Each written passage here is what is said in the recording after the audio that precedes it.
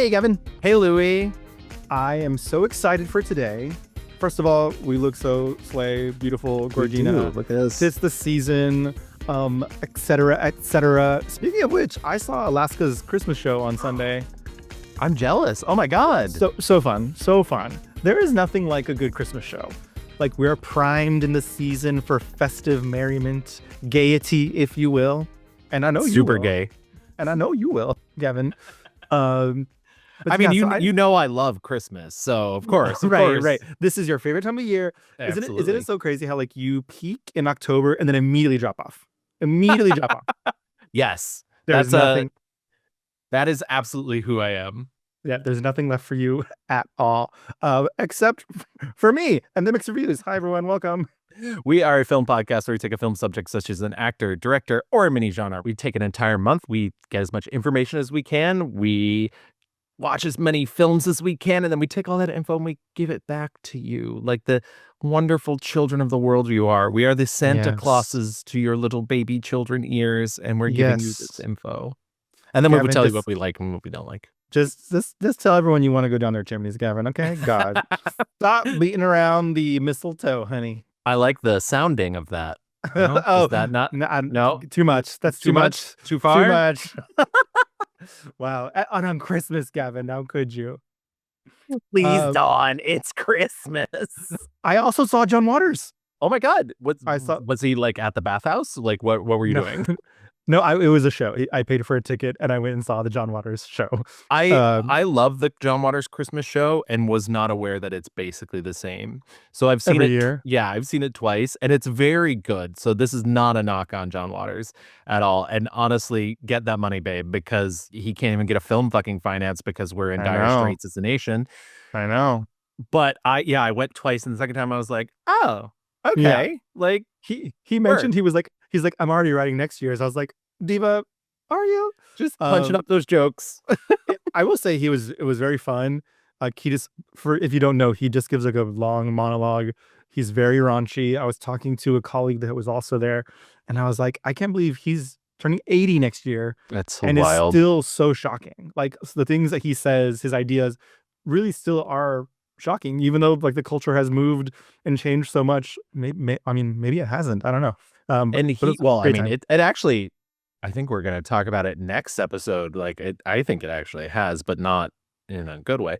But it's so funny. He's ending that summer camp that he does every year too. Next year, it's the last one. And I know you've had friends who've gone to that before, and I know that he's like there. I don't know if he's there the entire time, but he's there, and that's a lot on an old man. Yeah, he said it sold out within 1 hour. Amazing. So good for him. Past subject of the pod, John Waters. Speaking of past subjects, Gavin, last episode we talked about the one, the only, the icon, Miss Judy Garland, with the one, the only, the icon, Miss Trina Winter. Amazing. What a good intro. Look at you. Hey, those night classes paying off. Yeah, that's right. I'm on Drag Race. Oh no, you caught me. I texted you. My mom called me in full tears about learning about Judy's life. Yeah. Had no idea. It's not a fun one. I mean, it's a fun episode, but it's not a fun life that Judy had. Yeah. No. It was so great to go through her life and her movies and talk to someone as incredible as Trina, who's been such a big supporter of the show for such a long time. And so, yeah, it really set us up, I think, really well for this episode subject. Another child star who's had a long career, who has, navigated. We talked a lot in the Judy Garland episode about actresses today who have benefited from Judy's journey. And I think today's subject certainly did. Yeah. I know it's always a little side effect of recency bias. It's sort of the last person we did gets compared to the next person we do. But I also could not escape the presence of Judy Garland while thinking about this episode either. And I think that's such an interesting comparison to think about how much has changed, but also what hasn't changed. And also what as horrible as the experience Judy Garland went through, like what were some of the positive things that came from that we've learned from? Yep. Before we get into today's subject, though, we have a little bit of old business. We have a comment from our Patreon, which, P.S., by the way, you should go subscribe, $5 for all the things. So this is from Jason. He says about our Judy Garland episode, Meet Me in St. Louis is not ho hum. It is perfection. I am shocked. Of course it is saccharine. It's a show. It's Judy Garland and Manelli. It's a melodrama. Celebrate it. Oh, and she can throw a punch. That scene on the porch is an all-time favorite. Loved the episode. Jason, Diva, I gotta say, I was shocked when Trina I, said, Yeah, I was gonna say you were more on the I yes. had a great time side. I was more on the I had no right time side. And Trana was not having it. But No. that's the beauty of opinion. That's the beauty of doing this show too. Like, not everything hits for everybody. The reviews were mixed, but Absolutely. I do think, and I remember saying this, like that in that movie is when she like for the first time felt beautiful. Yeah. And I mean, I do think whether you find the movie, because there is not a lot of plot in that movie, but I do think she is radiating energy and just like glowing the entire, and also because of Manelli's beautiful direction and all the colors. So there's a lot going on there. All that to say, Jason, thank you for listening. We appreciate you. And yeah, sometimes, I mean, perhaps why you don't enjoy the Christmas season, Gavin, too saccharine, too Too real. exactly too real. You think Meet Me in St. Louis was real? Is that the Meet Me in St. Louis was a Lars von Trier joint. And Mhm, that's mhm, mhm. I Uh, Yeah, and Jason is actually a recent fan of ours. He just started following us through a guest appearance that I did on the podcast World According to Glenn, and he started commenting on our Spotify, and he joined the Patreon, as you just mentioned. And since we're talking about Patreon, and since it is the year for giving back, or the time of year for giving back, that's not the part of Christmas I don't like. I love giving presents. I love giving gifts and making people feel nice. I just want to say thank you to everybody that is a paid member of our Patreon. We were when we first decided to do it a couple years ago, we were very like, should we be doing this? Is this like a weird thing to do? But it's really created a nice little community. I've had some fun conversations in the Discord recently. I was like, friends, is this a safe space to admit Mamma Mia? Here we go again, makes me cry still. oh my Like, God. yeah. So it's had a really fun run in there. So I do want to give a shout out to all of our paid members, Jason, Tommy, TL, Charlie, Alex, Jace, Margaret, Juan Carlos, Doug, Austin, Calvin, Sarah, Sophia, David, Morgan, Nicole, Charlie, Rob, Todd, Joel, John, Derek, Megan, Michelle, Britt, Paul, and Chelsea. Thank you so much for joining us on the Patreon. It really means a lot to us, and we're happy to have you. And if you want more stuff, let us know. Don't be afraid to message us. Put a little note in the Discord, email us, reviewsmixed@gmail.com. We love to hear from you. We love interacting with the audience. It's part of the fun. Yeah, and it's through their support we've been able to. I think we bought new microphones. We were able to buy me tickets to go to the film festival last year in New York. For a while, I was paying for my Alamo Draft House subscription. So all things that come back to support the show. So we appreciate you Absolutely. guys. Thank you so much. Also, Gavin, I just remembered there's like I want to touch down a little bit briefly on the Rob Reiner of it all. Oh, yes. Yeah, that's actually worth mentioning. Yeah. R.I.P. to a true legend. A true The legend. the movies that just changed cinema forever, like a master of all genres. Like, Truly. I don't think we would have the modern romantic comedy the way that we have it. Like, there was mm-mm, really people always talk about the rom-com formula, and it did exist, but it was very different before When Harry Met Sally. And I like mm-mm, that people talk about that run that he had from the late 80s to through the early 90s. That, I kept seeing a lot of posts going around that was like, people are lucky enough if they get one hit in their lives. Rob yeah. Reiner had essentially 11 hits across his career. Truly amazing. Started out as an actor. It's a true shame that he is gone, and to die the way that he did is awful. Yeah, it's a truly tragedy, and we're gonna talk a little bit about this in today's subject. But like, I would say, mental health, addiction, all those things are horrible and really hard. Um, but want to focus on, the art that he made and like the memories we'll always have. We've talked about his movies before on the show. Um, Stand By Me in our Stephen King episode. Yeah. Like there's so many good things, and yeah, just want to.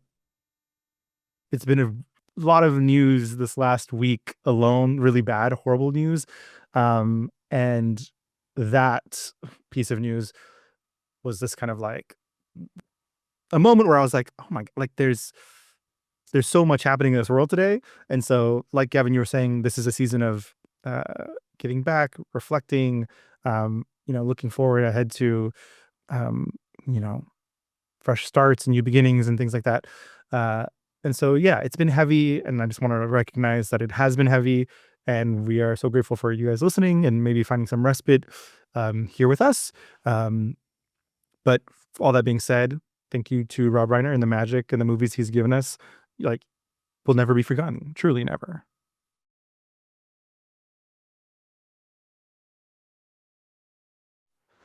Okay, with that out of the way, on to some happier things.